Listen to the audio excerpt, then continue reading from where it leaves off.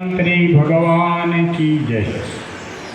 આજનો દિવસ એક ઉત્સવ જેવો દેખાઈ રહ્યો છે અને બધાની ઉપર ઉત્સાહ લાગણી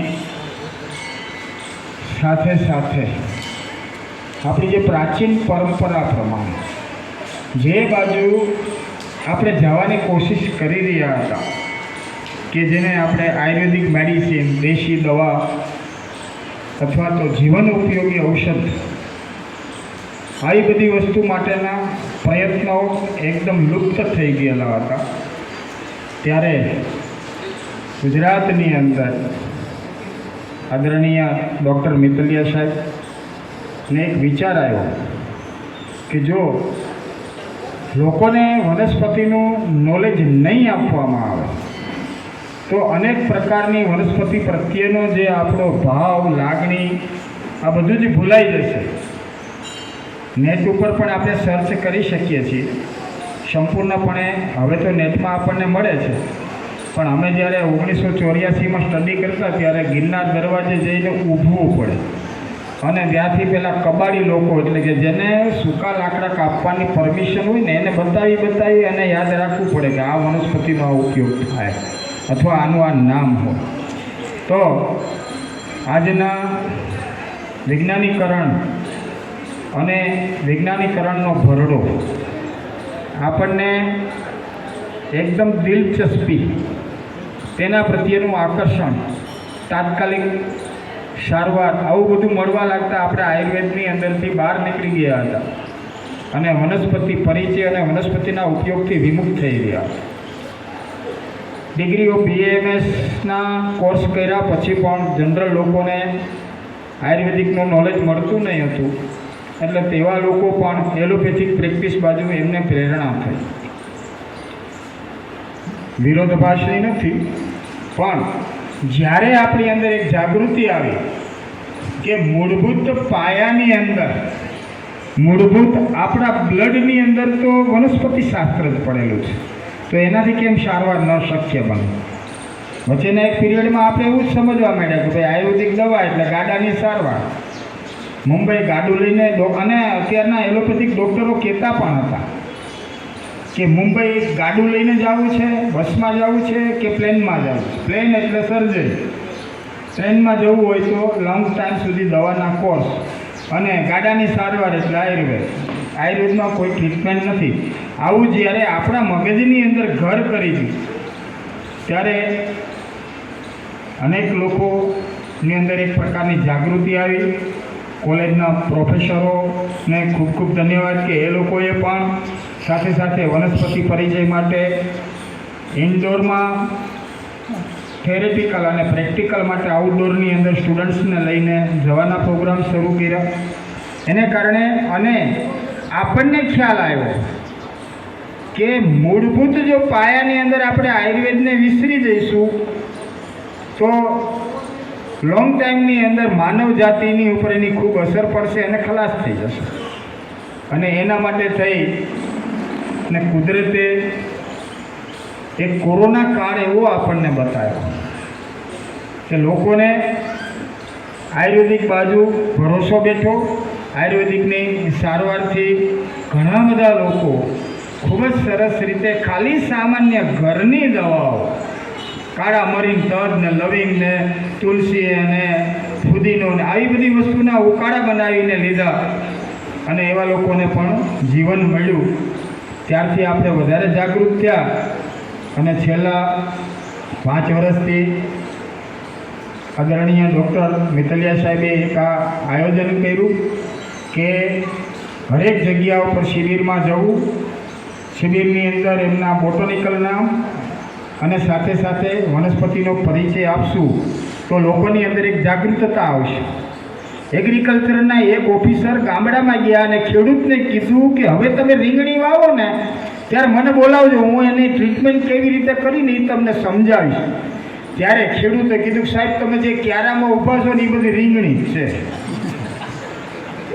એટલે કહેવાનો મતલબ કે આપણે વનસ્પતિ પરિચયથી દૂર થઈ ગયા। તો આપણને ખૂબ સરસ લાવો મળ્યો છે।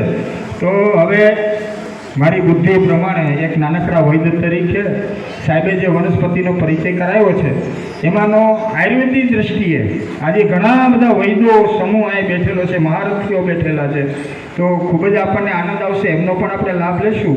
પણ જ્યાં સુધી મારું નોલેજ છે ત્યાં સુધી આયુર્વેદિક વનસ્પતિ વિશે આપણે વાતો કરશું. પહેલાં વનસ્પતિને વંદના કરી અને શરૂઆત કરીશું. ઓમ આયુર્વેદાય નમઃ. ઓમ આયુર્બલમ યશોવર્ચ પ્રજા પશૂન વસૂનિ ચ બ્રહ્મ પ્રજ્ઞાંચ વેદાન મેઘાંચ ત્વન્નો દેહી વનસ્પતે ત્વન્નો દેહી વનસ્પતયે. સાહેબે શરૂઆત સોમલતાથી કરી. સોમલતા એક એવી વનસ્પતિ છે કે એનો ઉપયોગ કોઈ પણ રોગમાં કરી શકાય. સોમવલી, સોમ એટલે ચંદ્ર અને વલી એટલે વેદ. સોમવલી નામ એટલા માટે આપવામાં આવ્યું કે એ પણ ચંદ્ર સાથે સંકળાયેલી એક એવી ચમત્કારિક વનસ્પતિ છે કે એમાંય 15 દિવસ સુધી પાન આવે અને વદની એકમ શરૂ થાય કૃષ્ણ પક્ષ ત્યારથી એક પાન ખરતું જાય. અમાસના દિવસે એક પણ પાન ન હોય ને એકમના દિવસે સુધીમાંથી પાછું એક પાન શરૂ થઈ અને 15 પાન સુધી પાછી. ટૂંકમાં આ વનસ્પતિ ઉપર ચંદ્રના પ્રકાશની એક ઇફેક્ટ થાય છે. જેમ આપણે લજામણીને અડીએ અને રીસાઈ જાય એવી રીતે આ સોમવલી. અને સોમવલી એક એવી વનસ્પતિ છે કે એના માટે એના ભજનો પણ બનેલા છે. સોમવલીનું પાન તો સિંહોનો સૂતને ધરે વગર વંશીને વમન કુમારે કરાવે એવું વૈદવાણી વિચરે. એટલે સમજણપૂર્વક એનો ઉપયોગ કરવો પડે. જ્યારે મનુષ્યને વધારે પડતો આધમાન ગેસ હોય અથવા તો વધારે પડતું પિત્ત વધી ગયું હોય, ત્રિદોષજન્ય રોગ હોય ત્યારે સોમવલીનું સેવન ના થઈ શકે. અસાધ્ય રોગો હોય ત્યારે પણ સોમવલીનું આપણે સમજણપૂર્વક સેવન કરવું પડે, નહીંતર વોમિટ થઈ જાય. પણ એની સામે એનો એક ગુણ પણ આપણને સમજવામાં આવે તાર્કિક દ્રષ્ટિએ કે ભાઈ કોઈ પણ માણસને કોઈ ઝેરી જાનવર કે ઝેરી અસર અથવા તો મોઢેથી કોઈ ઝેરી દવા લેવાઈ ગઈ હોય અને ત્યારે એને સોમવલી પીવડાવવામાં આવે તો વિષદોષનાશક પણ છે અને વોમિટ દ્વારા વિષને બહાર કાઢી શકે છે. કલીમલીની ભાજી ખાસ કરીને આપણને શિયાળામાં જોવા મળતી હોય છે. કલીમલીની ભાજી એક સરસ સ્વાદિષ્ટ વનસ્પતિ છે અને કફને વધારવાવાળી છે. પોતાની અંદર એક પ્રકારની ચિકાશ છે. તો શરીરના બળ તત્વને જાળવી રાખવાનું કામ છે એ આ કલીમલીની ભાજી કરે છે. અને આ વસ્તુને એમપીની અંદર એક પ્રકારની કાળી મૂસળી તરીકે પણ ઓળખવામાં આવે છે અને કાળી મૂસળી તરીકે આનો ઉપયોગ થાય છે. હવે કાળી મૂસળી ને સફેદ મૂસળી, તો સફેદ મૂસળી પુરુષ માટે છે ને કાળી મૂસળીને સ્ત્રીની દવા બનાવી હોય તો એમને સફેદ મૂસળી કોઈ કારણોસર નહીં આપી શકાતી હોય. હું જાહેરમાં નથી કહી શકતો, પણ એને કાળી મૂસળી તરીકે પણ વાપરવામાં આવતી હતી. પાણીકંદો એક ઝેરી વનસ્પતિ છે, એની અંદર એક પ્રકારનું પોઈઝન હોય છે, એટલે એની ઉપયોગ પણ વૈદ્યોના માર્ગદર્શન નીચે કરશું એટલે એના ઉપયોગ વિશે આપણે વાત નથી કરતા. ગર્ભાશયની દિવાલોની અંદર જ્યારે સોજો હોય ત્યારે પાણીકંદાનો પેડું ઉપર લેપ કરવાથી પણ ખૂબ જ સરસ મજાનું પરિણામ મળતું હોય છે. ત્યારબાદ સાહેબે શેવણી ઠુમરીની વાત કરી, જે ગેંગ્રીનના રોગો એટલે કે બ્લડ શુગરની અંદર જ્યારે બ્લડ શુગરની ચરમસીમા લોંગ ટર્મ સુધી આપણા બોડીમાં રહે ત્યાર પછી ગેંગ્રીન એટલે પ્રાણવાયુ, ઓક્સિજન અને બ્લડ આનું જ્યારે સર્ક્યુલેશન આપણા પગમાં અથવા તો હાથની આંગળીઓ સુધી નથી પહોંચતું ત્યારે એને એક પ્રકારનો સડો થાય છે, જેમાં ડેડ મીટ એટલે કે મરેલું માંસ હોય છે. જે માંસને પાછું જાગૃત કરવું તકલીફવાળું હોય છે અને ઓપરેશનથી એને સારા કરવામાં આવતા હોય છે.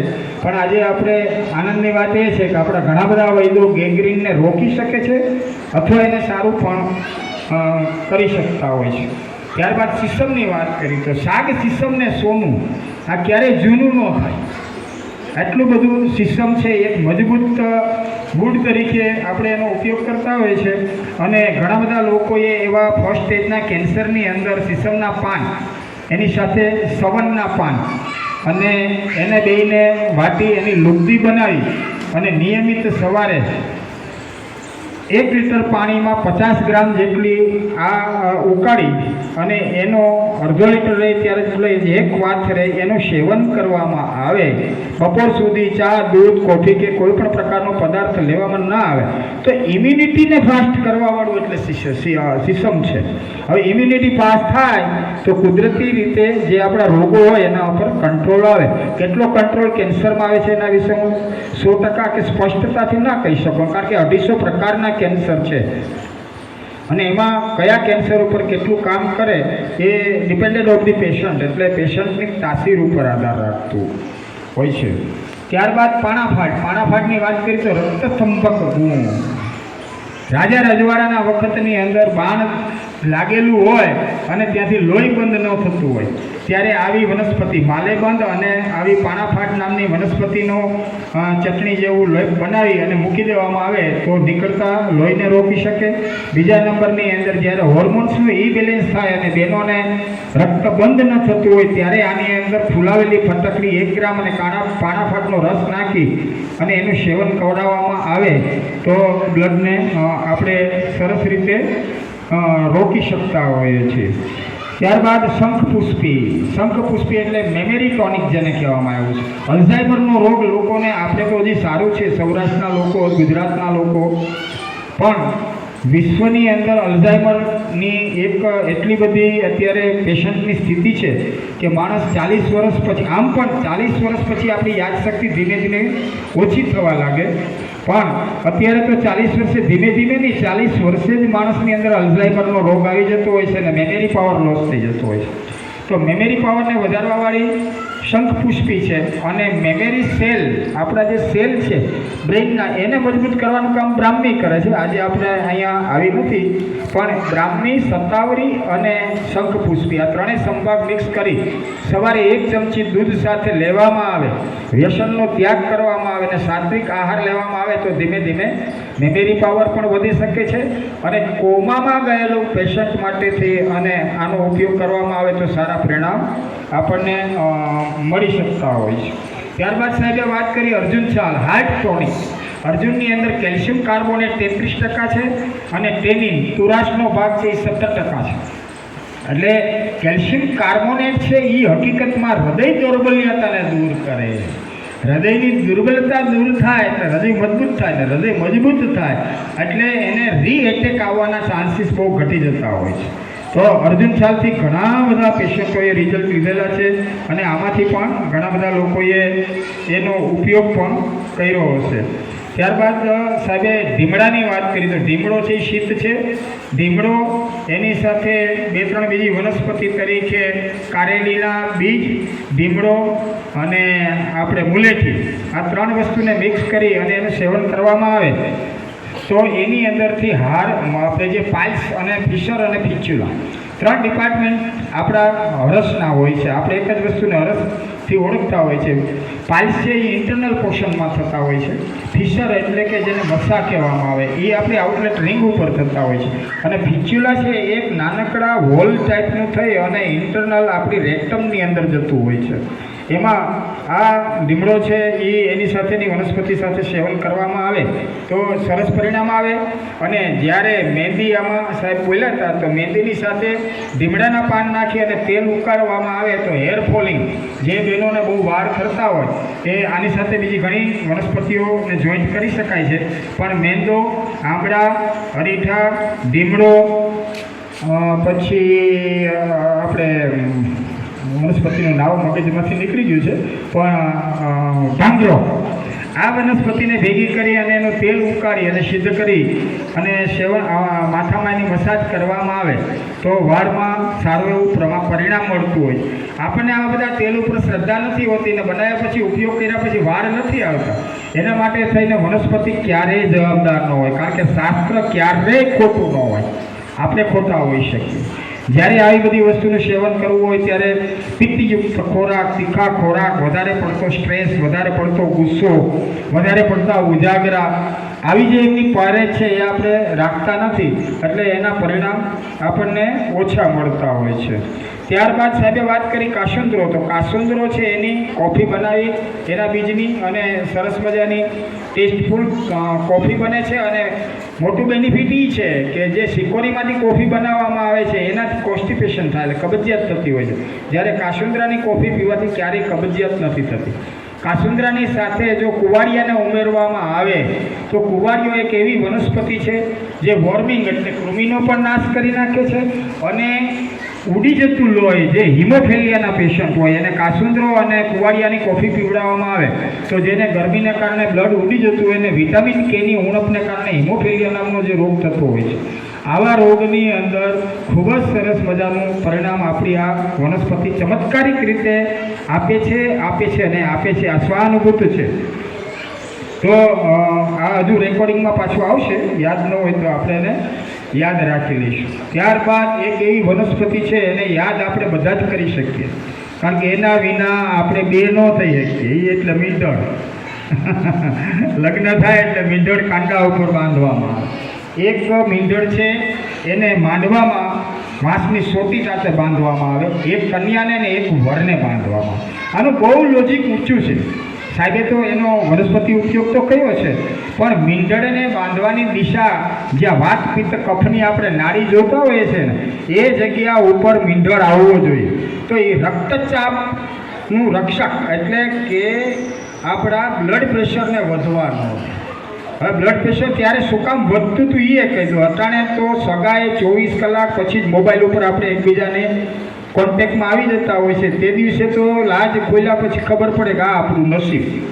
તો સ્ત્રી અને પુરુષ એક એટ્રેક્શન હોય એટલે એકબીજાને જ્યારે હસ્તમેળાપ કરાવવામાં આવે ત્યારે જો સામાન્ય નબળું હૃદય હોય તો બ્લડ પ્રેશર વધી શકે અને માણસ બેહોશ થઈ જાય અથવા તો અનેક પ્રકારના પ્રોબ્લેમ ન થાય. એના માટે થઈ અને મીંઢળને કાંડા ઉપર બાંધ. મારા જેવા વાતુડા માણસને આપ્યો હોય દીધો કોઈક સગાવાલાને ત્યાં જઈને બેસી ગયો હોય, ગોતવા ક્યાં જાય કે પુરોહિત સાહેબને મીંઢળ આપ્યા હતા, પણ ત્યારે અહીંયા હાલત ખરાબ થઈ જાય. એટલે એક બાંધવાનું કારણ એ છે. અને બીજું જે સાહેબે વાત કરી કે વિષ દોષ નાશક વમનના ગુણ ધરાવતો મીંઢળ.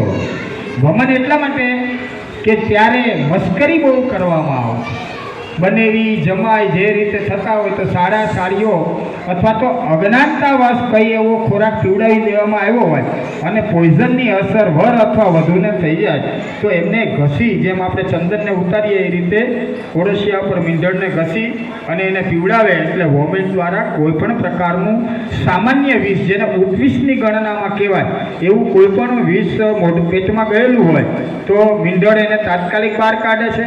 બીજું આપણા હોર્મોન્સને મેન્ટેન કરતું મીંઢળ એટલે એક એવી બીજી વનસ્પતિની દ્રષ્ટિએ જો આપણે વિચારીએ તો કોઈ પણ જગ્યાએ મૂંઢિયું ગુંગળું થયું હોય એના ઉપર મીંઢળ લગાડીએ એટલે એને 6 કલાકની અંદર ફોડી નાખે. અને ત્રીજું, જ્યારે હોર્મોન્સનો બેલેન્સ હોય, યુવાવસ્થા જ્યારે શરૂ થતી હોય ત્યારે મોઢા ઉપર પિમ્પલ એટલે કે ખીલ, જેને આપણે કહીએ આ ખીલ થયેલા હોય ને એવા લોકોને પણ મીંઢળ ઘસી અને લગાડવાથી ખૂબ સરસ મજાનું પરિણામ મળતું હોય છે. ત્યારબાદ સાહેબે ભોપાત્રીની વાત કરી તો ભોપાત્રી છે એ પણ રક્તને શુદ્ધ કરવાવાળી છે. એનિમિયા, હાઇપોપ્લાસ્ટ એનિમિયા, હાઇપર એનિમિયા અને આયુર્વેદની અંદર બીજા 2 પ્રકારના પ્લસ એનિમિયા કહેવામાં આવ્યા છે. એકને આપણે મૃતિકાજન્ય કહેવામાં આવે છે અને એકને કૃમિજન્ય કહેવામાં આવે છે. આવા પ્રકારના એનિમિયાની અંદર પણ આ સરસ મજાનું કામ કરે છે. ત્યારબાદ ચર્મ વિકારમાં પણ ખૂબ જ સરસ એનું રિઝલ્ટ છે. HBને પણ વધારી શકે છે. તો HB ક્યારે વધે? એનિમિયલ પેશન્ટને HB લો હોય એટલે એનું HB વધારવા માટે આપણે અત્યારે છોડના ડોડવા અને બીટ ને ગાજર ને કેટલી બધી વસ્તુઓ લઈએ છીએ. છેલ્લે પછી આપણે આપણી પહેરેજી કે કરીજી એ કંઈ રાખતા નથી અને આયુર્વેદને બદનામ કરતા હોઈએ છીએ કે મેં તો એટલા બધા ઓલા ફળ ખાધા, બીટ ખાધું, ખજૂર ખાધું, પણ મારું HB ન વધ્યું. HB નહીં વધવા પાછળનું કારણ શું એ આપણે જાણવાની ક્યારેય કોશિશ નથી કરતા. જ્યારે HB એનિમિયલ પ્રોબ્લેમ્સ હોય ત્યારે પહેલાં તો પેટને સાફ રાખવું જોઈએ અને એક્સરસાઇઝ. આપણા શાસ્ત્રએ મૂળભૂત જ્યારે પરેજી આપીશ ને એમાં વ્યાયામને વધારે મહત્ત્વ આપ્યું અને સાથે સાથે યોગને મહત્ત્વ આપ્યું. તો યોગ ક્યારે થાય? ચોથે પોરે યોગી જાય. આપણે 8 વાગે તડકો નીકળ્યા પછી પેટ મંડીએ હલાવવા ઓલો ડાન્સની જેમ તો એ ના ચાલે. એનાથી પિત્ત પ્રકૃતિ વધે, બોડીની અંદર પિત્ત છે એ વધારે પડતું ઉપરની સાઈડ આવે અને માણસ સારો થવાને બદલે બીમાર થઈ જાય. તો યોગની કોઈ પણ પ્રક્રિયા છે ને 4:30 થી 6:30 લેટ મોડામાં મોડું, અત્યારે 6:46 સૂર્યોદય છે, તો 6:30 સુધીમાં આપણે કોઈ પણ યોગ છે આવા યોગ આપણે સંપૂર્ણપણે કરી લેવા જોઈએ. અને જ્યારે કોઈ પણ વ્યક્તિને એનિમિયલ પ્રોબ્લેમ્સ માટે કોઈ પણ પ્રકારની આયુર્વેદિક દવાઓ, પુનર્નવાની મંડૂર ભસ્મ એક એટલી બધી સ્મૂથ મંડૂર હોય છે જે લોહ કાટમાંથી બનાવવામાં આવે છે. આવી કોઈ દવાઓ આપણા આદરણીય વૈદ્યો દ્વારા મેળવીને આપણે લેતા હોઈએ તો પણ એની સાથે પરેજી રાખી અને દવાનું સેવનની સાથે સાથે દવાનું ડાયજેશન માટે થઈને એક્સરસાઇઝ ઇમ્પોર્ટન્સ છે, તો એની સાથે એક્સરસાઇઝ કરવી અને એક્સરસાઇઝ કરીને આવી બધી દવાનું સેવન કરવું જોઈએ. ત્યારબાદ પુનર્નવા એટલે સાટોડી વિશે સાહેબે વાત કરી. પુનર્નવામી કરોતિ પુનર્નવા. મેડિકલ સાયન્સની અંદર એક જ વસ્તુ કહેવામાં આવે કે સેલ થેરાપી છે. તો કોઈ પણ સેલ આપણા ડેડ થઈ જાય બોડીની અંદર, કોઈ પણ આપણા પાર્ટ્સ વાઇઝ જ્યારે ડેડ થઈ જાય, મૃત અવસ્થાની અંદર કોઈ પણ શરીરનો પાર્ટ આવી જાય તો પુનર્નવામી કરોતિ પુનર્નવા. પુનર્નવા એટલે નવું કરો. આ જ રીતે પુનર્નવા આપણા શરીરના ઇન્ટરનલ પોર્શનની અંદર કોઈ પણ જાતનો પ્રોબ્લેમ હોય તો એને પાછું જાગૃત કરે છે અને એને એક નવું સ્વરૂપ આપે છે. વૈદ્યોના માર્ગદર્શનની દ્રષ્ટિએ જવાથી એકલ વનસ્પતિની સાથે દ્વિવનસ્પતિ, ત્રિવનસ્પતિ આવી રીતે પણ સાટોડી એટલે પુનર્નવાની સાથે લેવામાં આવે છે. વાયુવર્ણો છે ઇન્ટરનલ પોર્શન, અત્યારે કેન્સરનું રિસર્ચ વાયુવર્ણા ઉપર ખૂબ થઈ રહ્યું છે, તો એ ઇન્ટરનલ પોર્શન એટલે કે અંદરના આપણા કોઈ પણ અવયવોના ચાંદા છે, માયલોમા મેલિગેન્સી છે એટલે કે બ્લડ કેન્સર છે, ત્યાર પછી કાર્સિનોમા મેલિગેન્સી, આવા બધા જે રોગો છે એની સામે આપણે એવું જાહેરમાં ન કહી શકીએ કે આનાથી 100% કેન્સર મટશે, પણ આપણે લાઈફ ટાઈમ થોડું વધારે જીવી શકીએ અથવા તો આપણી ઇમ્યુનિટી સારી થાય એના માટે થઈ અને આ બધી દવાઓ ખૂબ જ ઉપયોગી છે. ત્યારબાદ મહેંદી, તો મહેંદીની વાત મેં કરી દીધી છે વાળ માટે થઈને. અને મહેંદી શીતળ છે. જ્યારે આપણે જે લોકોને આપણે ચિત્તભ્રમ નામનો રોગ એટલે સામાન્ય ગાંડપણ આવું આવેલું હોય અને વધારે પડતું હેરફોલિંગ થતું હોય અને વધારે પડતું જેને માઇગ્રેન હોય, આવા લોકોએ સમજણપૂર્વક મહેંદીનો આપણે જે જંગલી મહેંદી સાહેબે બતાવી મહેંદીનો લેપ કરી અને માથા ઉપર બાંધવાથી શરીરની ગરમીને, જેમ આપણે કોઈ પણ વસ્તુને વેક્યુમ મારી અને ખેંચીએ આ રીતે ગરમીનો નાશ કરવાની તાકાત આપણી આ મહેંદીની અંદર છે. તો એ રીતે મહેંદીનો પણ આપણે ઉપયોગ કરી શકીએ છીએ. ત્યારબાદ તકમરિયા એટલે એક શીતળ વનસ્પતિ છે જેમને ટેસ્ટોસ્ટેરોન હાઈ હોય અને સ્પર્મ કાઉન્ટની અંદર એને પ્રોબ્લેમ આવતો હોય આવા પુરુષોને એનું સેવન થઈ શકે, બાકીનું એનું સેવન નથી થઈ શકતું. પણ જે લોકોને ટેસ્ટોસ્ટેરોન હાઈ હોય, બહેનોમાં પણ ટેસ્ટોસ્ટેરોન હાઈ હોય, આવા લોકોને તકમરિયા લઈ શકાય. બહેનોમાં ટેસ્ટોસ્ટેરોન હાઈ હોય તો ઘણા બધા ગાલ ઉપર, મૂછ ઉપર વાળ વધી જતા હોય, આમાં ટેસ્ટોસ્ટેરોન ઇમ્પોર્ટન્સ જવાબદાર હોય છે. તો એ ટેસ્ટોસ્ટેરોનને પણ કંટ્રોલ કરવામાં તકમરિયા ખૂબ સરસ મજાનું કામ કરતા હોય છે. ત્યારબાદ સાહેબે વાત કરી ગાજર ઘાસ, તો એને હું છોડી દઉં છું કારણ કે એ એલર્જીકલ એક ઘાસ છે, લાગવાથી ખંજવાળ આવે છે, ખાજવણી ટાઈપનું એક ઘાસ છે એટલે આપણે એમાં બહુ નથી જતા. ત્યારબાદ ઉંદરકની એક એવી વનસ્પતિ છે કે એમના મૂળ લઈ અને નાભીથી આખા શરીરને વીંટાળી, બે મૂળને એક દોરો 4 વડો કરી અને બાંધી એના મૂળ બરોબર નાભી ઉપર આવે અને જોડે ગાયનેક ડૉક્ટર અથવા તો જેમને સુવાવરનો એક્સપિરિયન્સ હોય આવા બહેનો આ પ્રયોગ કરી શકે છે.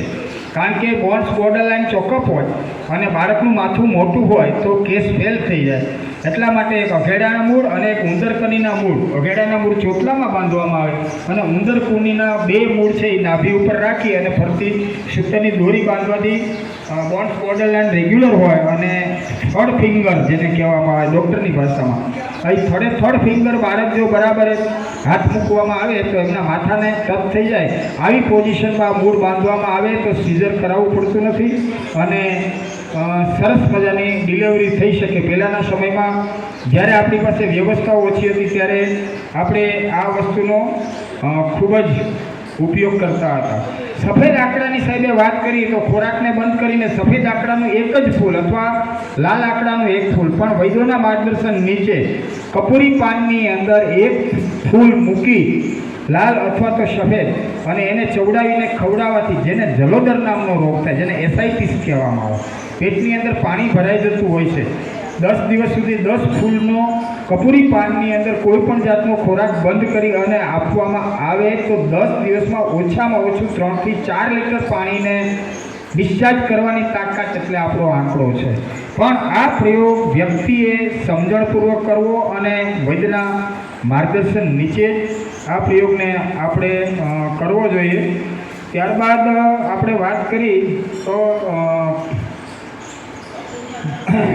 બીજોરું બહુ સરસ મજાનો એક બીજોરાનો પ્રયોગ છે. સમજણપૂર્વક કરવો, વૈદ્યોએ ખાસ કરવો. એક બીજોરાના બધા જ બીજ, એ બીજને કાઢી અને પછી એની ઉપરની એની છાલ કાઢી લઈ રાત્રે 5 શિવલિંગીના બીજ અને 5 પારસ પીપળાના બીજ આ બેને સાંજે પલાળી દેવા. સવારે શિવલિંગી અને પારસ પીપળાના બીજને પણ ઘસીને એની છાલ કાઢી અને પછી એક બીજોરાના તમામ બીજ એમસી પીરિયડ પછી ત્રીજે દિવસે આપવામાં આવે તો સંતાન અવશ્ય રે અને રે. મારા પોતાના ગિરનારી મંડળમાં ઘણા પેશન્ટ છે, પણ મારા જીવનમાં અનેક પેશન્ટને આ પ્રયોગની અંદર હજી એક દવા મેં એટલા માટે બાકી રાખી છે, ફોન કરીને કોઈ પૂછી શકશે, પણ જેમને 2 દીકરી અથવા 1 દીકરી હોય એને એ પ્રયોગ આપવાથી પુત્ર રત્નની પ્રાપ્તિ ભગવાન ધન્વંતરીની કૃપાથી થઈ શકતી હોય છે. ત્યારબાદ કાનના રોગોમાં પણ સાહેબે આપણે કાનફોડીની વાત કરી અને આંબલી, ભોંય આંબલીની વાત કરી તો ભોંય આંબલી એક લીવર ટોનિક છે અને લીવર ટોનિક સાથે પણ ભોંય આંબલી લીધા પછી ઘણી વખત પેટમાં ચૂક આવતી હોય છે અને 2-3 વખત સંડાસ જવું પડતું હોય છે. માટે એને સદાયને માટે ભોંય આંબલીનું સેવન કરતી વખતે અધિક ખોરાક ન લેવો અને આગલા દિવસે પેટ સાફ થાય તો કરી નાખવાનું. લીવર ટોનિક તરીકે બિલ્યુરિબિન અને એસિડિટીને કંટ્રોલ કરવામાં ભોંય આંબલીનો સારામાં સારો રોલ છે. ત્યારબાદ આંબળા વિશે સાહેબે વાત કરી તો એના વિશે હું કંઈ બોલી જ ન શકું, કારણ કે ચ્યવનપ્રાશથી કોઈ વ્યક્તિ અજાણી હોય જ નહીં અને એક બ્રેઇન ટોનિક. પણ આંબળાની 1-2 વાતો મારે એટલા માટે કરવી છે કે એક તો જે બહેનોને વ્હાઇટ ડિસ્ચાર્જનો પ્રોબ્લેમ હોય, સફેદ પાણીનો પ્રોબ્લેમ થતો હોય, જેને 3 પ્રકારના પ્રદર રોગ કહેવામાં આવતા હોય, જલપ્રદર, પ્રદર અને શીતપ્રદર. આવા રોગોની અંદર સૂકા આંબળાના ઠળિયાનો પાવડર કરી અને અડધી ચમચી પાવડર 3 ચમચી જેટલા મધ સાથે સવારે સેવન કરવામાં આવે તો 3 જ દિવસ આ દવા લેવાથી વ્હાઇટ ડિસ્ચાર્જ અને ટ્રેક ઉપર થયેલા ઇન્ફેક્શનમાં ખૂબ જ સારું આપણને આંબળાનું પરિણામ જોવા મળતું હોય છે. ત્યારબાદ વાત કરશું ભોંય આંબલી વિશે પણ વાત થઈ ગઈ. વડ એક એવી વનસ્પતિ છે કે આપણા પૂર્વજો, આપણા ભગવાનો વડ નીચે બેસીને ભગવાનની સાધના કરી તો એમાં કંઈક ને કંઈક તો એવું એબ્સોર્બ થતું, કંઈક તો એવું એટ્રેક્શન હશે અથવા તો આપણી જે બેડ એનર્જી હોય એને ખેંચવાનું કામ વડ કરતો હશે તો જ આપણા ભગવાનોએ એની નીચે પ્રાર્થના કરી હોય. વડના ટેટા બેન અને ભાઈ બંને લઈ શકે.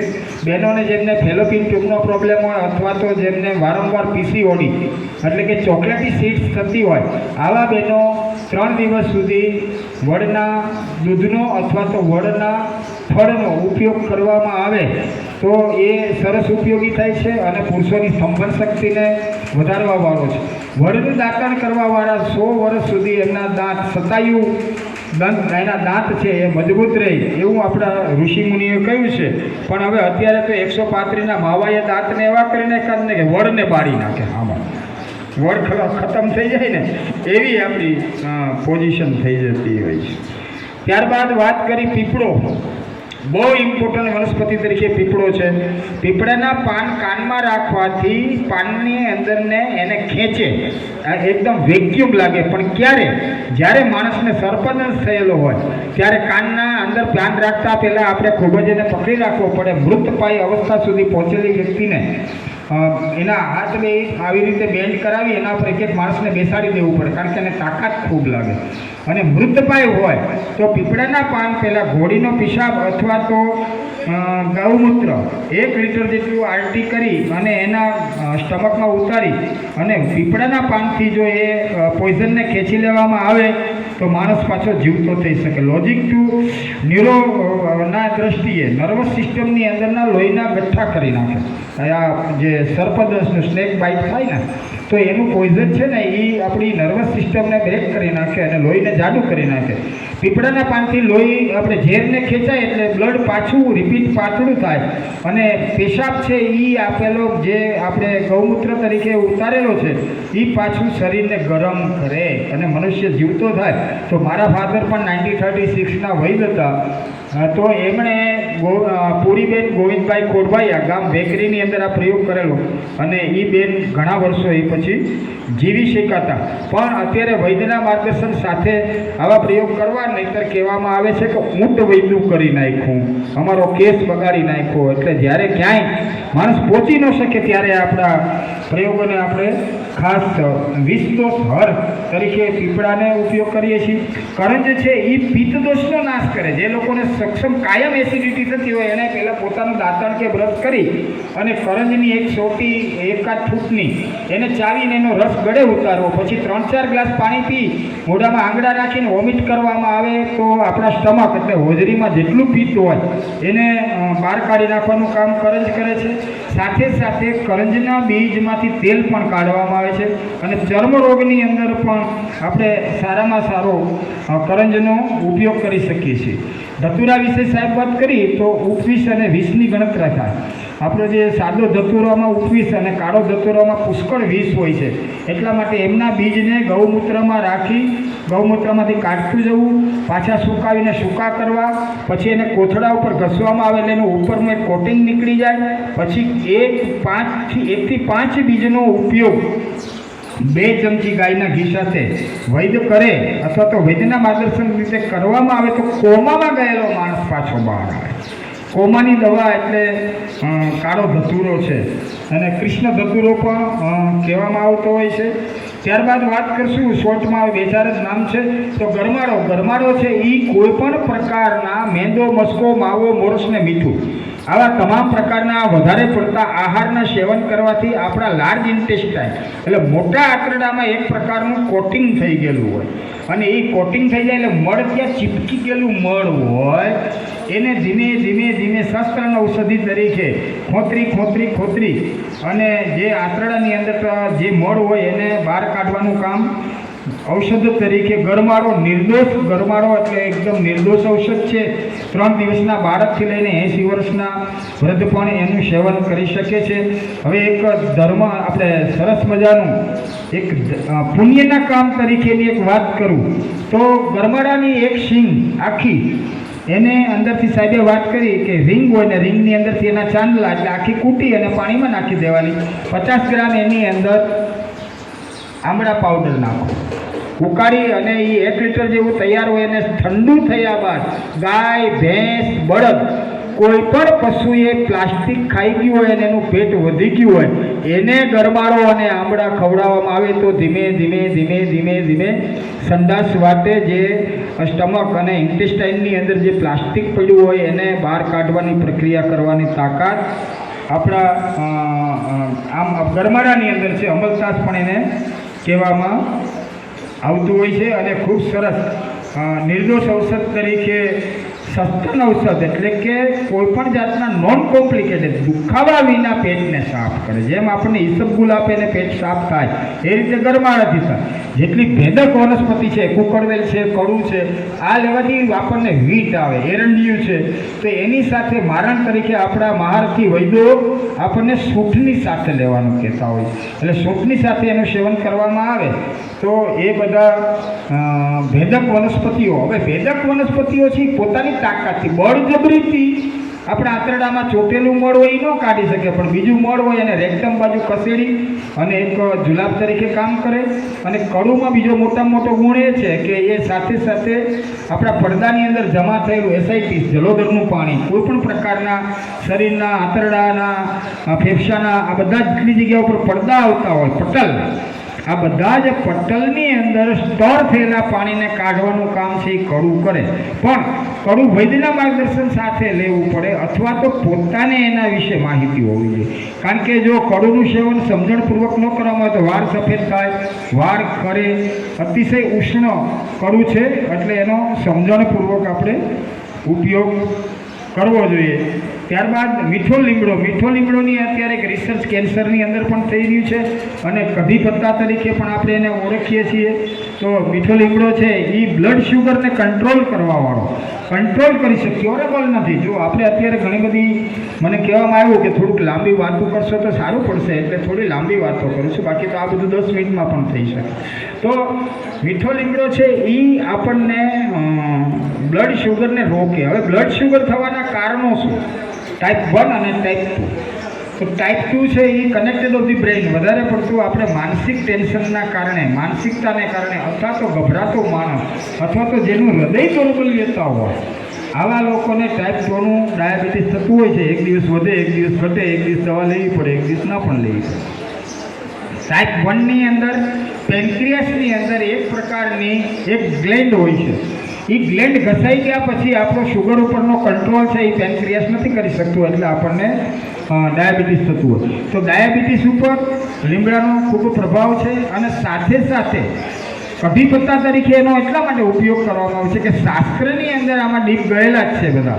એમાં અમારા આદરણીય બધા વૈદ્યો તો ખાસ ચણાનો લોટ અને છાશ આનો વિરોધ કર્યો છે. જૈન સમાજની અંદર આજની તારીખમાં ચણાના લોટની સાથે દહીં કે છાશ ખાવામાં નથી આવતા. એનું કારણ કે ચણાની અંદર પણ એક પ્રકારનો એસિડ છે અને છાશમાં એક પ્રકારનો એસિડ છે, એટલે અનડાઇજેશન સિસ્ટમ આપણી જઠરાગ્નિ ધીમે ધીમે મંદ થાય. હવે આયુર્વેદે શું કર્યું કે જેટલા વિરુદ્ધ આહાર, એટલે કે જેટલા વિરોધાભાસ આહારો છે, તો એ લેવા માટે શું કરવું? મેન વસ્તુ સમજવાની આ છે કે ભાઈ આપણે લેવું જ છે, વિરુદ્ધ આહાર થાય છે ને છતાંય લેવું છે, તો એના માટે શું? તો એના માટે બધા બહેનોને વઘાર આપ્યા કે તુવેરની દાળ છે એ પાચન ન થાય તો એના માટે થઈને ગુરુ છે. અને પાચન કાળે તુવેરની દાળ છે એ વાયુ કરતા છે, એટલા માટે થઈ અને એની અંદર આદુ કોથમીરને મરચાં નાખવામાં આવ્યા. આદુ છે એ હંમેશા અગ્નિને પ્રદીપ્ત કરે છે. આ ઋતુમાં પણ મંદાગ્નિની અંદર આપણે બધા આદુના ટુકડાની ઉપર સિંધવ નિમક અને 2 ટીપા લીંબુના નાખી અને પ્રથમ 5 ગ્રાસની અંદર અથવા તો 5 ટુકડા ખાઈએ છીએ. 5 ગ્રાસ તો જતા રહીએ. અપાનાય સ્વાહા, પ્રાણાય સ્વાહા, વ્યાનાય સ્વાહા, ઉદાનાય સ્વાહા અને સવનાય સ્વાહા આ કરીને જ્યારે આપણે ખોરાકને ગ્રહણ કરતા હતા તો એની પાછળનું લોજિક એ હતું કે આપણી જઠરાગ્નિ સતે. ત્યારે સવારના નાસ્તા ઓછા હતા, તો પહેલો વહેલો ખોરાક એવી રીતે લેવામાં આવે કે જેમ કોમ્પ્યુટરને તમારે શરૂ કરવું હોય, આપણે લેપટોપ શરૂ કરવું હોય તો એને પણ 30 થી 45 સેકન્ડ લાગે ત્યારે એ વર્ક કરતું થાય. ત્યાં સુધી એ લો કેટેગરીમાં હોય છે. એને પાવર સપ્લાય કર્યા પછી કમ્પ્લીટ થતાં 45 સેકન્ડ લાગે, તો હોજરીને ના લાગે. સવારથી એમને હોજરી હોય તો એને જાગૃત કરવા માટે થઈ અને પહેલાં અપોષણ પણ લેવામાં આવતું. તુવેરની દાળ, ભાત અને 1 ચમચી ઘી નાખી અને એના 5 ગ્રાસ લેવામાં આવતા.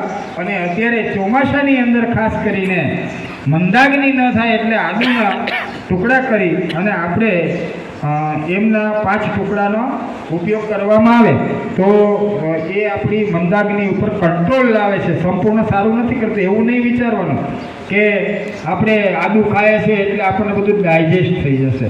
ડાયજેશન સિસ્ટમને રેગ્યુલર કરવાની તૈયારી, એટલે એના માટે આપણને તહેવારો આપ્યા. શ્રાવણ મહિનાના 1 ટાણા, કારણ કે અત્યારે આપણે સનલાઇટમાં ન જાય તો મંદાગ્નિ આવે એના માટે થઈ અને આદુ. તો આદુને તો આપણે તુવેરની દાળમાં દવા તરીકે નાખ્યો છે, ઔષધ તરીકે નાખ્યો છે. તો આદુ અગ્નિને પ્રદીપ્ત રાખે. મરચાં છે એ પણ હાયર એન્ટી પેલા સેપ્ટિક છે અને એ બેયનું નુકસાન ન થાય. જો આપણા ઋષિ મુનિએ આપણું કેટલો વિચાર કર્યો છે કે આદુને મરચાંથી વધારે તીખાશ વધી અને અમ્લપિત્ત ન વધી જાય એટલા માટે એમાં કોથમીર નાખાય. હવે 12 મહિના આપણને 12 માસ આદુ કોથમીરને મરચાં મળતા નહીં હતા, એટલે એનો વઘાર કર્યો. તડકા દિયા. તડકાની અંદર શું નાખ્યું તો કે 2 ચમચી ઘી ગાયનું અને બાકી જે ખાતા હોય તેલ નાખી અને એમાં રાઈ, જીરું અને મેથી આપ્યા. હવે જે કામ મરચાને આદું કરે એ કામ રાઈ કરે. અગ્નિને પ્રદીપ્ત રાખવાનું કાર્ય રાઈ પણ કરી શકે છે. તો એ રાઈ છે એ અગ્નિને પ્રદીપ્ત કરે અને રાઈનું રિએક્શન ન આવે એટલે ભેગું જીરું નાખે. મેથી સદાય વાત નાશક છે. બહેનોને મેં જોયા છે, રાત્રે ફાંકડો ભરી જાય તો સુવાવડ પછીના જે પગના દુખાવા ત્રોડ થતી હોય દેશી ભાષામાં, આવી ઘણી બધી વસ્તુને આપણને સારી થાય. તો વિરુદ્ધ આહાર તરીકે જેટલા ખોરાક હોય ને એનું મારણ તરીકે આપણને વનસ્પતિઓ આપે. દાખલા તરીકે આપણો સબ્જેક્ટ છે અત્યારે મીઠો લીમડો. તો મીઠો લીમડો ચણાના લોટની અંદર દહીંની ખટાશ નાખ્યા પછીથી એનું નુકસાન ન થાય એટલા માટે આપણે કઢી પત્તા તરીકે લીમડાનો ઉપયોગ કરીએ છીએ. સ્વાદની દૃષ્ટિએ પણ લીમડો ખૂબ સારો છે. બ્લડ શુગર ઉપર સરસ મજાનું પરિણામ આપે છે. અને આજના નવા સંશોધન પ્રમાણે કેન્સરની અંદર પણ લોકો મીઠા લીમડાનો ઉપયોગ ઘણા સમયથી કરી રહ્યા છે. ચક્ષુષ છે, મીઠો લીમડો છે, આંખને પણ શીતળતા આપવાવાળો છે. બરોળ અને લીવરમાં પણ સરસ મજાનું કામ કરે છે. સરપંખો પણ એક એવી વનસ્પતિ છે કે બરોળ અને લીવર જેટલા આપણે કૃમિજન્ય પાંડુ રોગ હોય કે મૃતિકાજન્ય પાંડુ રોગ હોય, આપણી અત્યારના મેડિકલ સાયન્સની અંદર જેને પ્લાસ્ટ એનિમિયા અને હાઇપરપ્લાસ્ટ એનિમિયા કહેવામાં આવે, આવા બધા જ જે સ્પ્લિન સાથે સંકળાયેલા, બરોળ સાથે સંકળાયેલા રોગો છે એના માટે થઈ અને ઈશ્વરે સરપંખો નિર્માણ કર્યો છે. તો લીવરનું બિલિરુબિન અને એસજીપીટીને કંટ્રોલ કરે છે અને સ્પ્લિનની અંદરથી નિર્માણ થતા red blood cell, white blood cell અને પ્લેટલેટ સેલ, આ બધા જને કમ્પ્લીટલી ક્લિયર રાખવાનું કામ આપણને વનસ્પતિ તરીકે સરપંખો ખૂબ સરસ મજાનો કરી શકે છે. ત્યારબાદ આંબલીની વાત આવી. એટલે આંબલીની વાત આવે એટલે મને મોઢામાં પાણી આવે, કારણ કે હું ભજીયા ગાંઠિયાનો આશી. એટલે સાહેબે ત્યારે જ કહ્યું કે આંબલીની ચટણી બનાવવામાં આવે તો ખૂબ સરસ પરિણામ મળતું હોય છે. તો આંબલી પોતે ખુદ એક રેચક અને મળને ખસેડનારી છે. સાંધામાં સોજા ક્યારે આવે છે કે આપણે વધારે પડતા વિરુદ્ધ આહાર લઈએ તો જ આંબલી નુકસાન કરે. અને આંબલીના ઝાડ નીચે ક્યારે સૂઈ શકાતું નથી. આંબલીના ઝાડ નીચે સૂવાવાળાને 10 દિવસ જો સૂવામાં આવે તો આંબલીના ઝાડ નીચે સૂવાથી એને આરએ ફેક્ટર એટલે રૂમેટિઝમ આર્થરાઇટિસ ગાઉટની શરૂઆત થતી હોય છે અને થઈ શકે છે. ત્યારબાદ સાહેબે બલ્લાની વાત કરી તો બલ્લાના 4 પ્રકાર છે: બલ્લા, અતિ બલ્લા, મહાબલ્લા અને સાદી બલ્લા. આ બધી જ બલ્લા છે ને એ આપણા જીવનની અંદર એક તો યુરિન બ્લેડરને ખૂબ ક્લિયર રાખે છે. મહાબલ્લા એટલે સહદેવી. સહદેવી કોઈ પણ પ્રકારના તાવમાં અને મગજના રોગોમાં એની ટોપી પહેરાવવામાં મહારાષ્ટ્રમાં પહેલાં આવતી. વધારે પડતો તાવ આવ્યો અને માણસ બકવાસ કરતો હોય ત્યારે એમને ટોપી તરીકે મહાબલ્લા એટલે સહદેવીની ટોપી પહેરાવવામાં આવે તો એને તાવ ન આવે અને મગજ એનો કંટ્રોલ રહે. ખપાટ એક બલ્લા છે. એ બલ્લાની અંદરથી ખપાટના મૂળિયાને ધોઈ સાફસૂફ કરી સુકાવી નાના ટુકડા કરી 1 દિવસ ગૌમૂત્રમાં રાખી અને પછી એને ઘીમાં તળી અને એમાંથી 1 ચમચી એના ઉપયોગ કરવામાં આવે તો જે લોકોને બહુમૂત્રતાનો રોગ, વારંવાર જેમને પેશાબ જવું પડતું હોય એના માટે ખપાટનો સરસ મજાનો ઉપયોગ થાય. પછી બળબીજ બલ્લા એટલે કે એના બીજ હોય છે અને એનો બીજ સફેદ મુસળી, અશ્વગંધા, સતાવરી સાથે પુરુષ માટેનું એક ટોનિક બનતું હોય છે, એ છે બલ્લા. અને ત્યારબાદ ગુગળની વાત કરી તો આજે જેટલી આયુર્વેદિક મેડિસિન છે એને ગુગળમાં જ ખાસ કરીને એટલા માટે બનાવવામાં આવે છે કે એક તો લોંગ ટાઈમ ખરાબ નથી થતી અને ગુગળ 24 થી 24 હર્સ થી 48 હર્સ એટલે કે 24 થી 48 કલાકમાં ચામડી સુધી પહોંચી શકે છે. એટલે ચામડીની નીચેના ઇન્ટરનલ પોર્શનના કોઈ પણ પ્રકારના આપણને રોગો હોય તો એ રોગોની અંદર પણ ખૂબ જ સરસ મજાનું કામ ગુગળ કરે છે. અને વૃક્કોદર એટલે કિડનીને આપણા શાસ્ત્રના નામ પ્રમાણે વૃક્કો કહેવામાં આવે ને વૃક્કોદર કહેવામાં આવે. તો એ વૃક્કોદરની અંદર એટલે કે કિડની દ્વારા બહાર નીકળે છે. એટલે કિડનીની અંદર પણ કોઈ પણ પ્રકારનું જે લોકોને ઇન્ફેક્શન હોય અને જે લોકો ડાયાલિસિસ કરાવતા હોય આવા લોકોને ઘણા બધા ગુગળનો દવાઓ બનાવી અને વૈદ્યો આપતા હોય છે. ત્યારબાદ ખેરની એક વાત એટલા માટે કરી દઉં છું કે કોઈ પણ પ્રકારનો જુલાબ જ્યારે બંધ ન થતો હોય ત્યારે ખેરીઓ કાથો, જેને કાથા તરીકે આપણે પાનમાં ઉપયોગ કરતા હોઈએ છીએ, એ ખેરીઓ કાથાનો એક ટુકડો ખવડાવવામાં આવે દહીંની અંદર નાખીને તો 20 મિનિટની અંદર કોઈ પણ પ્રકારના ડાયરિયા એટલે કે જેમને ઝાડા થયેલા હોય, ડાયરિયા થયા હોય, પાણી ઘટતું હોય, ડિહાઇડ્રેશનની શરૂઆત થઈ ગઈ હોય ત્યારે બને ત્યાં સુધી ડિહાઇડ્રેશનમાં અત્યારે આપણને 108નું એક મળ્યું છે, એટલે જાહેરની અંદર હું બીજું ના કહી શકું, તો એનો ઉપયોગ કરવો અને કાથો આપવાથી હોસ્પિટલની અંદર 3 દિવસ સુધી ઝાડા બંધ ન થયા હોય એવા લોકોને આપણા એક વૈદ્ય કાથાથી ઝાડા બંધ કરેલા. ત્યારે લોકોને એમ થાય કે આયુર્વેદિક દવાની અંદર પણ એક પ્રકારની શક્તિ હોય છે. ત્યારબાદ બાવળની વાત કરી, દેશી બાવળ, દેશી બાબુલ અને એની કેટલી જાતો છે એના વિશે પણ આપણને આદરણીય મિતિલિયા સાહેબે ખૂબ સરસ મજાનું સમજાવ્યું. તો દેશી બાવળના બી 50 ગ્રામ, 50 ગ્રામ અશ્વગંધા અને 50 ગ્રામ ગળો અને 50 ગ્રામ શુદ્ધ કરેલી હાડ સાકર, આ 200 ગ્રામ વનસ્પતિને ભેગી કરી અને ઘી સાથે એનું સેવન કરવામાં આવે અડધી ચમચીનું, તો કાર્ટિલાઇઝ લોસ, જેને સાંધાની તકલીફ હોય અથવા તો વાત રક્ત એટલે તમામ શરીરના સાંધા દુખતા હોય, આવા સાંધાને તાત્કાલિક તો ન થાય પણ અઠવાડિયું 10 દિવસ આનું સેવન કરવામાં આવે તો ધીમે ધીમે સાંધાના એટલે જોઈન્ટના દુખાવામાં, એટલે કે જોઈન્ટ પેન, ની જોઈન્ટ પેન અને બધા જ પ્રકારના ઓલ જોઈન્ટ પેનની અંદર સરસ મજાનું પરિણામ આ 4 વનસ્પતિ આપણને આપતી હોય છે. આમ તો હજી જેટલું લાંબુ બોલવું હોય એટલું બોલી શકાય એવું છે, પણ હવે પાછો બધાને કંટાળો ના આવે એટલા માટે, જો કે અંદરથી તો મને કહેવામાં આવ્યું છે કે 8 વાગ્યા સુધી સાહેબ બોલવાનું ચાલુ જ રાખજો, પણ હવે બધાના ચહેરા એવા લાગે છે કે એને થોડો કંટાળો આવતો હશે. તો આજના દિવસે ગિરનારી મંડળની અંદર આદરણીય ડૉક્ટર મિતલિયા સાહેબે વનસ્પતિનો પરિચય કરાવ્યો અને મારી નાની બુદ્ધિથી જેટલી વનસ્પતિ વિશે મારી પાસે નોલેજ હતું એના ઉપયોગ વિશે વાતો કરી અને આજના દિવસની શિબિરમાં વનસ્પતિ પરિચય અને વનસ્પતિ ઉપયોગને આપણે અહીંયા વિરામ આપીશું. સર્વત્ર સુખિનઃ સંતુ સર્વે સંતો નિરામય સર્વે ભદ્રાણિ પશ્યન્તુ મા કશ્ચિત દુઃખમાપ્યુનાથ. ઓમ શાંતિ શાંતિ શાંતિ.